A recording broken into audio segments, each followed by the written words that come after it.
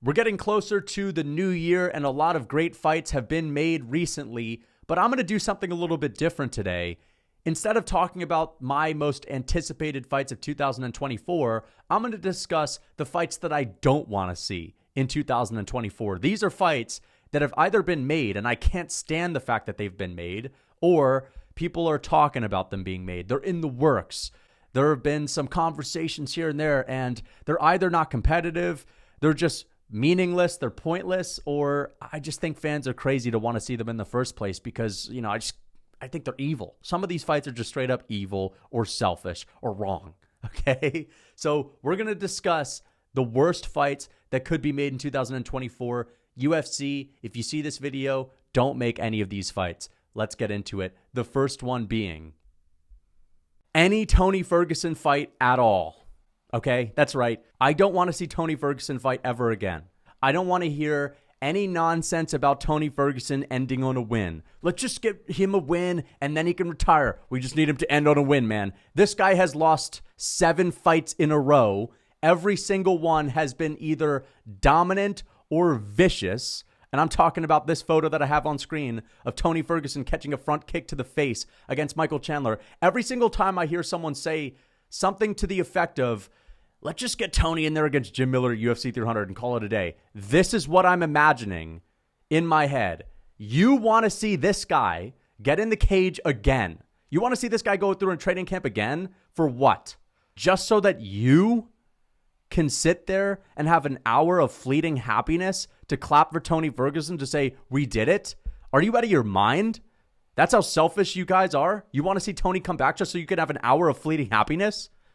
Man, get the hell out of here. Get lost. Get lost. You want to see the worst version, the most defenseless version of Tony Ferguson that cannot win at an elite level. He's probably the worst fighter in the UFC right now. I don't care if it's, no, he's not the worst. It's Tony Ferguson. I don't care. Okay? Sometimes the guys that make it the highest fall the hardest because they've been in the toughest fights. They've pushed themselves the hardest, and his body is failing him. He's unbelievably slow, and it's not fun to watch Tony Ferguson fight, to see the worst version of himself that there's ever been. You don't love Tony Ferguson for the guy that he is right now. Now, we like who he is as a person, okay? Tony is a weird guy, and he has all these redeeming qualities. He's funny and whatnot. You love his intensity. I get that. But the fighter you fell in love with is long gone. And I just don't think it's worth it for this guy to come back to show a bad version of himself where there's like a 10% chance of him winning, where he'll go through a training camp, he'll spar more, he'll get more brain damage just so that we can say, yeah, he won, yeah, and then you'll forget about it the next day. Man, get lost with that. Man, it's time to grow up, all right? Grow up. Start to understand that if you want to see these guys fight, that you're basically rooting for them to be a punching bag at this point, just so that they can have a fluke chance of impressing you one last time. What's best for Tony Ferguson is not to enable him to do something that's just horrible for him at this point. I know he's a fighter. That's what he's going to do. But Tony Ferguson's a big name. He's still got a big personality. He's going to be able to do other things. He can be an ambassador for the sport. He can be a great coach, a great mental coach. Okay? Tony Ferguson continuing to fight is going to ruin his chances of doing anything else in his career. Think about his family, dude. Think about his kids, his wife, his ability to talk. And you're concerned with Tony Ferguson coming back for a fluke chance of victory. I think it's time to grow up. Okay? So if you were unironically saying you want Tony to fight Jim Miller at UFC 300, and by the way, Jim Miller would annihilate Tony Ferguson, it wouldn't be close. And I think that if you guys were going to push back on that statement, your ship has sailed after the Paddy Pimblett fight. Your ship has sailed after he got submitted by Bobby Green. There are no more arguments as to why Tony's just too elite to lose to a certain other fighter. Jim Miller's got a granite chin. For an old man, he's got wicked power, wicked speed. He's fast twitch. He would mop the floor with Tony, and I don't care if it's two legends taking each other on. Up next, we have Dustin Poirier versus Nate Diaz, especially on UFC 300 or any Poirier rematch in general, okay? I don't want to see the Poirier quadrilogy with Conor McGregor. I don't care if it's a Conor fight. I'd literally rather see Conor McGregor versus anyone else in the UFC other than Dustin Poirier right now. And I don't want to see him fight Nate Diaz. That fight would have been cool if it was made in 2018, 2017. All right, they tried making it in 2019.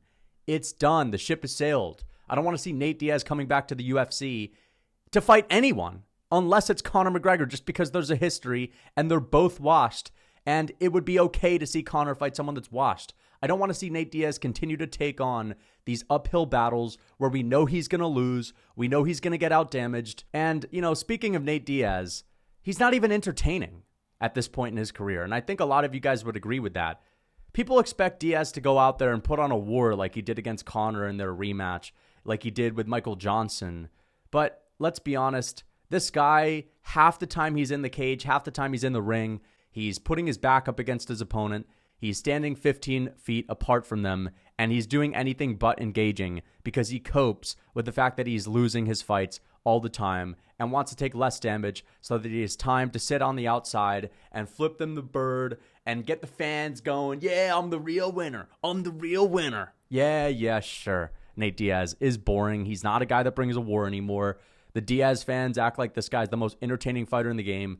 And what's the point? Like, why are we giving Dustin Poirier some free win like this, man? Why are we putting Dustin Poirier in these big co-main event, main event spots, 5-round non-title fight spots for the 100th time? I'm sick and I'm tired of it. Dustin Poirier should be fighting people like Rafael Fiziev, all right? He should be fighting people like Jalen Turner, Benoit Saint Denis. Fun matchups, but relevant matchups. I'm just tired of him fighting these old men. And dude, if you're excited to see Nate Diaz come back where he's just going to get his ass kicked and you still think it's going to be somewhat competitive because Diaz is a boxer, like, get out of here, man. You've been living under a fucking rock. I don't want to see this fight. I don't want to see Poirier take on any rematch. There have been some fans that have been clamoring in Instagram comments about, like, Dustin Poirier and a Justin Gaethje trilogy for the BMF title. Poirier fans that want him to get his get back. Are you out of your mind? You think anyone other than you, Dustin Poirier fanatics, there's probably like a whole total of 5 of them, by the way. You think anyone wants to see a trilogy BMF title? The BMF title should have never been used after 2019. Granted, Nate Diaz is on the screen and he's actually fitting for the BMF title, but the whole BMF title between Dustin and Gaethje, it's just not fitting, dude. I know that these guys put on wars, they put on scraps, but a BMF should be between two like wild men that are getting into fights that have absolutely no ability to control themselves, like Masvidal and Diaz, and that's it. Leave it in 2019. So you get my point. I'm just tired of Dustin Poirier being in all of these irrelevant circus-like fights with these old heads or these rematches. I'm not interested. Okay, let's get on to the next one. Next up, we have Max Holloway versus Justin Gaethje for the BMF belt. All right, there's been a lot of talk of this fight happening on UFC 300.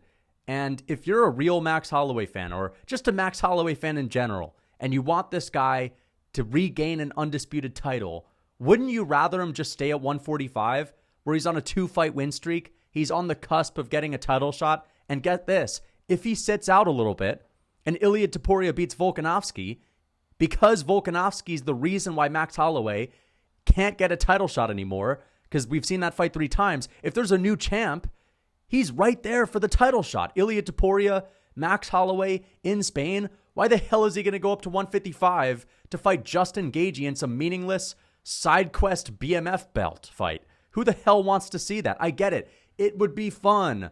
I'm not saying he would get absolutely destroyed. It could be competitive, but it's still an uphill battle. Holloway going up there with a 3-month training camp, half-assing it, not fully committing to the weight class, where Justin Gaethje's probably just going to win because he's landing the harder, more powerful shots, even if they're close. Come on, man. Like, Holloway's right there at 145. If he were to lose his next fight at 145, then, okay, close the chapter on 145, move up, commit to the weight class. I'd love to see this fight. But considering that Holloway is on the cusp of getting another title shot at 145, he's taken a lot of damage. A Justin Gaethje fight could speed up the process of his chin expiring, okay? You never know which fight is going to be the one that breaks the camel's back. You never know which fight is going to change someone. I know Holloway's had a lot of wars. He's bounced back, but this could be that one time where he's never the same. Why is he going to be doing it in some side quest where it's an uphill battle? Once again, he's not going to give himself the best chance to win because it would be a short training camp. He'd still be small out there. He should stay at 145, okay? Stay at 145. He doesn't need to cower away from tough fights. He could still fight Evloev if Evloev beats Allen. He could fight someone else in a number one contenders fight if Topuria wants to take a lot of time off. But I really think that Topuria could beat Volk. And if he does, that's the fight to make. It's right there. If he loses that, then go up. But I don't love the idea of Max Holloway fighting in a war just because it's a war. Like, I don't think that at this point he should take damage unless it's for a great reason, unless it's for an undisputed belt, a number one contenders fight. And this is arguably a number one contenders fight. I understand it, but it's against Justin Gaethje in an uphill battle. It's just much more difficult for him to win a fight like this on, a half-ass, short notice type of training camp, moving up a weight class versus fighting in his natural weight class of 145, where he is the second best fighter, and he's proven that time and time again. And he's most likely going to get a crack at another undisputed title. So I don't want to see this fight. I know it would be fun. Justin Gaethje would still win, and it'd all be for nothing. Okay, it'd be for some entertainment, but I'll be more entertained if Max Holloway wins. I'll be more entertained if Max Holloway gets the undisputed title again versus this, which would potentially ruin his chances of doing that. So, yeah. Let me know what you guys think in the comments about this one. I think a lot of you guys would agree with me. You do not want to see this fight. Just because it's for the BMF title doesn't mean it's that special anyway. Why do we keep giving Justin Gaethje these freebies? I know he's not really been getting these freebies. I mean, Poirier was a tough fight. Fiziev was a tough fight. So I take that back. But come on, man. Like, for Gaethje, it's Makhachev or no one else at this point. All right? I wouldn't even mind Justin Gaethje sitting out for a little bit. I know some of you guys are going to scratch your head and say, whoa, what are you saying? You don't want Justin Gaethje to fight? To be honest, I could do without Justin Gaethje for a while. I could do without him, right? I like Justin Gaethje. I like watching him fight. But I've seen it all. And I've seen the Makhachev fight. It's basically Khabib and Gaethje. I've seen that before. I've seen the Gaethje versus Oliveira fight. I've seen the Max Holloway and Dustin Poirier fight. I don't need to see Holloway versus Gaethje. It's going to be the same shit. It's going to be the same thing, all right? So for Gaethje, it's like, dude, maybe Benoit Saint Denis would be a cool, fresh matchup, but I don't know. I could do without him for a little bit. I don't need him on 300. Makhachev, or just have him sit out until the perfect matchup arises. I just don't want it to be Max. Up next is Bo Nickal versus more cans, or should I say the local gas station clerk, Cody Brundage, is who he'll be fighting next. And no disrespect to any gas station clerks. I'm just saying I don't want to see Bo Nickal fight you. And I think that I speak for most of you when I say we're sick and tired with how the UFC goes about hyping up these prospects and building their names off of cans just so that they can have good-looking performances, easy-looking KOs, to put together a highlight reel. Because all it does is it makes the fan base turn against them because we know that they're set up to win these fights. We know that they're not competitive. We already know the outcomes. And if we know the outcome of a fight, why are we watching? Why are we interested in it? Why is the KO special? There's a reason why a lot of people are saying Adesanya knocking out Alex Pereira is the knockout of the year and not Josh Emmett and Bryce Mitchell, because Josh Emmett and Bryce Mitchell was a much more meaningless bout. Now, it was still meaningful because it's two ranked guys going at each other. They have names. They're good fighters. But if you think about it, Adesanya knocking out his boogeyman with the storyline that they had, it's just a little bit bigger, especially in a title fight. Now think about Bo Nickal versus a can. How meaningless this is versus Cody Brundage. No disrespect to him. I'm sure he could whoop my ass. I'm sure that he's got some hands. If you put him in the local MMA gym, he's going to be giving guys a tough round. He'll be a tough out for sure. But he doesn't deserve to be in the UFC. He's not good at all. Okay? He's a quitter. He showed that in the Jacob Malkoun fight. He won the Oscar of the Year award on my MMA awards thing. I'm not interested. I want to see Bo Nickal versus a test. I want to see him versus a crafty vet because we want to know if this guy can overcome adversity. We want to see him leveling up. And there's no reason for us to think that he'll level up if he beats someone in the same amount of time as he beat Val Woodburn. Okay? It's not going to be impressive if he beats someone in the first round. That's not indicative of him improving because he's already beaten everyone in the first round. He's taken 2 steps down in competition since his first ever fight against Jamie Pickett. Jamie Pickett's better than Val Woodburn, and Val Woodburn is probably better than Cody Brundage. This is not how you build a prospect. I don't know who's in the matchmaking office. I just imagine it's a bunch of old heads that aren't that passionate about MMA. They're out of touch with the game. They've been living under a rock. They think that us fans are so dumb that we're going to be convinced that Bo Nickal knocking out a nobody is somehow impressive. It's just not, man. I want to see him fight someone that's going to give him a test. I want to see him fight someone with good takedown defense, with good knockout power, that's had a couple of wins in the UFC. So the next fight for Bo Nickal after Cody Brundage better be against someone like Jung Young Park, the Iron Turtle. It better be against someone like Andre Muniz or Paul Craig. I'd love to see him fight Paul Craig, Gerald Mearshart, Albert Duraev. These are just a couple of the names that would be interesting. Once again, it's just going to make people dislike him. It's going to make people dislike him because he's getting free wins, getting free win money, bonus money, and people don't like that. People don't like when guys are just handed freebies. And this is the same thing that happened to Sean O'Malley. And then what? He'll finally get his big bump up in competition after he beats someone that's ranked at number 16, number 17, right outside the rankings, and he'll fight in a number one contender fight in a perfect stylistic matchup, 3 rounds, perfect stylistic matchup against the most dangerous striker that happens to have no takedown defense, and then he'll win the belt after that. Enough. I want to see these guys level up every fucking time. That's how it should go. Stop babying Bo Nickal. I understand you want to give him some favorable matchups. At least give him guys that we know are decent and belong in the UFC. Let's get on to the next one. Up next, we have Corey Sandhagen versus Umar Nurmagomedov, or more specifically, anyone other than the current champion. All right? I don't want to see Corey Sandhagen ruin his chances at getting a title shot. And because he's the kind of guy that'll say something along the lines of, listen, if I can't beat this next guy, if I can't beat the boogeyman of the division, that all the fans don't want me to fight because they think that it's a waste of my time, then I don't deserve to be a champion in the first place. If I can't get rid of Umar, then I should never be holding a belt. Well, listen, I understand that. I respect it. That's one of the reasons why I'm a fan of Corey Sandhagen. He's a real BMF in the sport, 100%. At the same time, it's time to get strategic, all right? Corey Sandhagen, I believe, is like 33 years old. That's not old, but it's not that young for a bantamweight anymore. He's won 3 fights in a row since losing to Peter Yan. That's beating Song Yadong, then going out there and schooling Chito Vera. All right, Song Yadong's on the verge of getting a title shot. Chito Vera is fighting for a belt, and he went out there and beat Rob Font too. I know that was a really bad match as well. He got injured. He stunk it up. That was one of the worst performances, but he still won 3 fights in a row. He deserves to be fighting for the belt. The worst thing about the bantamweight division is that there's a total logjam. There's so many guys at the top that are right on the cusp of getting a title shot, and I don't want Corey Sandhagen, where most fans are saying, all right, he should walk right back into a title fight when he gets back from his injury. I don't want to see this guy lose to someone that's going to put him 3 steps behind, okay, or 10 steps behind. If you're fighting someone like Umar Nurmagomedov, who's not even ranked, I think he may be ranked number 14, but again, this just goes back to how annoying it is when the UFC builds up someone like Bo Nickal and then they'll throw him in a number 1 contenders fight in a favorable matchup, favorable circumstances, just to boost them up real easily without them having to go through the killers of the rankings.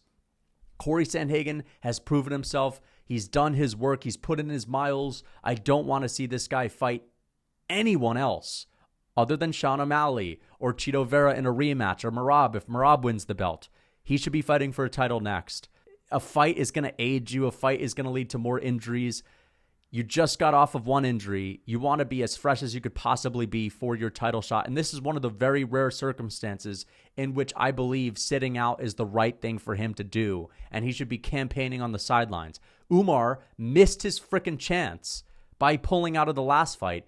I don't want to see it, okay? I don't want to see this. Corey, it's time to sit out, man. It's time to sit out. Respect for all the samurai code stuff and, being a BMF, but that's just going to ruin you in the long run, dude. You're going to keep fighting until you eventually lose and you'll never fight for that belt again. And we want to see you fight O'Malley. That's a fan's dream matchup, okay? We want to see you versus Merab too. So hold out. Next up is a Volkanovski and Topuria rematch because, listen, if there's a rematch, that means one or two things.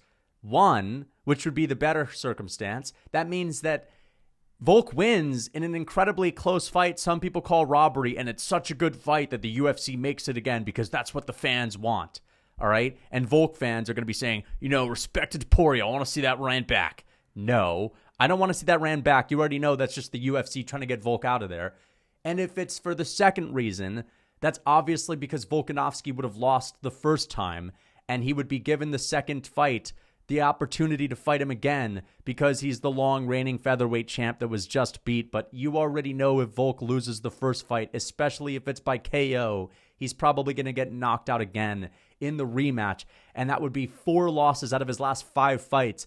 That would really cement the fact that his career is over, his prime is completely done, and you would still have Volk fans clamoring for him to fight again. Fight Josh Emmett, fight this guy next, because he's not done. What, losing to Topuria means you're done? Yeah, it does, buddy. Yeah, it does when you're Volkanovski and you get chinned. Getting knocked out really changes you. It doesn't matter if you get knocked out against someone that's Francis Ngannou.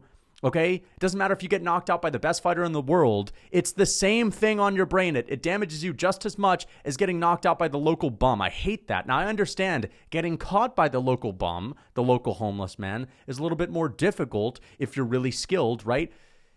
It's going to be hard for them to catch you, but getting knocked out is getting knocked out no matter how you look at it. It doesn't matter if it's a high-level title fight. It's still going to change you as a fighter. And as we talked about with Tony Ferguson, the higher the pinnacle that you reach, dude, the higher you get, the harder you fall, man. The tougher the training camps are, the tougher the KOs are. I know I just said a knockout is a knockout, but you get my point. The more damaging the fights are. You're fighting better guys, know how to hurt you a little bit better, but you get my point, dude. I don't want to see Volk fight Topuria twice. All right? He's my favorite fighter. I can't see this man's career fall apart in front of my eyes, and I don't want to see that ratio that he has, only losing twice to Makhachev, having 14 other wins in the UFC or 13 other wins in the UFC become like a horrible ratio where it's maybe 14-7 and Volk just lost twice to Josh Emmett because the first knockout was so good we needed to see it twice. No. All right? I don't want to see him fight Topuria if he loses in a rematch, even if he deserves it. I know some Volk fans are going to be calling for the rematch because they'll be like, no, man, you should give Volk his rematch. Give him his get back. He deserves it. Last, we have Raquel Pennington versus Mario Silva in the most meaningless title fight that there's ever been in the UFC. And the UFC, again, not understanding that just because it's a title fight does not mean it's going to add to a pay-per-view. It's only going to take away. People hate this fight for a reason. I mean, look at it. I looked it up on Google. They don't even have a picture of these women because they haven't built a name for themselves. Even someone like Juliana Pena would have been a better choice because at least she has a history with Amanda Nunes, right? She's beat her. She's a loudmouth. People don't like her. They're emotionally invested. There's no reason to want to watch a Raquel Pennington fight. I couldn't even name for you guys a single one of her wins. I've probably seen her fight a couple of times. I don't remember any of them. Mario Silva, what? She beat Holly Holm? She's the only one that's on a 2-fight win streak. Everyone else is at 500. So she's getting the nod. It's basically a lottery. Let this division recover. Let these women fight it out. Let them put on a win streak. I know that a lot of these fights are coin tosses, but let a couple of these women put together a couple of wins in a row. And at the end of the year, when they've created a bigger name for themselves, then put on a title fight. We don't need to see a title fight for the next 2 years if that's how long it takes. 2 years, I wouldn't mind. No one's itching to see it. Mario Silva, you put the belt around her waist if she wins. She's not a star at UFC. Just because she has a belt, that doesn't make her a star. People are going to dislike her more if she gets the belt wrapped around her waist in a little Mickey Mouse title fight against Raquel Pennington. It's unfair to Pennington and Silva as well, just because, kind of like Bo Nickal, if you're just giving out freebies, oh, here's a belt, just wrap it around her waist, total Mickey Mouse belt. People don't like that. People do not like that. We want to see them earn it. And of course, they're not going to say no to this opportunity, but come on. If anything, this is going to make people want to watch them less. It's going to make people not want to buy the pay-per-view. If there was a question in their mind, they're definitely not buying it now. But anyway, guys, that's it for this video. And I wanted to just leave you on this note. If you're trying to get in shape for the new year, you know how everyone falls off for their New Year's resolution goals? They stick to a diet for a couple of weeks and then they fall off. It's not sustainable. Well, I have a sustainable diet for you, and that's brought to you by my Real Food Cookbook that's going to help you guys stick to your game plan, all right? It's going to help you stick to the diet, and that is with real foods that are going to satiate you. They're going to make you feel full, that taste good, all right? Meals that you're probably already familiar with, that you enjoy eating, but they're just made with unprocessed ingredients so that you can eat them, stay lean, be happy on your diet, and you're not going to crash and burn out. So if you're interested, check out my Real Food Cookbook. The link is in the description. Use code MMA for 30% off. Until next time.